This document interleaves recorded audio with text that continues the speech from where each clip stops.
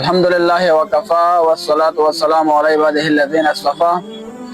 أما بعد فقد قال الله تبارك وتعالى في محكم كتابه بعد أعوذ بالله السميع العليم من الشيطان الرجيم. بسم الله الرحمن الرحيم. إن الصلاة كانت على المؤمنين كتابا موقوتا. وقال النبي صلى الله عليه وسلم الصلاة عماد الدين. د هر څه د مخه درنو کتونکو او قدرمنو اوریدونکو السلام علیکم ورحمت الله. په دې هیله چې ښه اوسئ او روغ جوړ اوسئ. درنو دا چې لمونځ د دین ستنه ده او د مسلمان نشان دی او همدارنګه د الله تعالی عبادت دی. الله تعالی په هر مسلمان نر او ښځه لمونځ فرض کړی ده. نو دغه عبادت دغه خوږ عبادت باید په ډېره درسته توګه او په ډېره سمه توګه ادا شي تر څو زموږ او تاسو لپاره د ثواب او د اجر ذریعه وګرځي، نه د عذاب او د خدای د نافرمانۍ.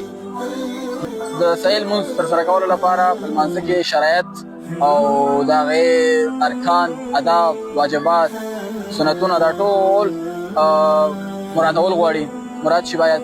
او همدارنګه کوم مفسدات او کوم څه باندې چې لمانځه فاسدېږي نو هغه باید ترسره نه شي.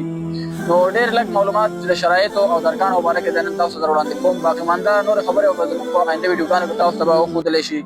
نو د لمانځه شرایطو کې خو اولنی شرط اسلام دی. پر مسلمان باندې لمونځ فرض دی او ورسره دویمه خبره عقل دی. نو په عقل باندې لمونځ شته، په ماشوم یعنې صغیر باندې او یا لیوني باندې لمونځ نشته، هغه لمونځ پرې فرض دی. درېیم پوهاوی یا تمیز دی، د لمانځه باندې پوهېدل دي. طهارت پاکوالی دی چې هغه د ځای پاکوالی، د لباس پاکوالی، د بدن پاکوالی دی. که هغه لوی نجاست دی که وړوکی نجاست دی، دواړو څخه طهارت دی، پاکوالی. ستر پټول دي. همدارنګه قبلې ته مخ اړول، د وخت داخلېدل او همدارنګه نیت. هغه نیت باید د زړه نه وشي. که چېرې نیت دا مهم نه دی چې نیت په خوله وویلی شي که ونه ویلی شي، خو په زړه باید نیت وشي.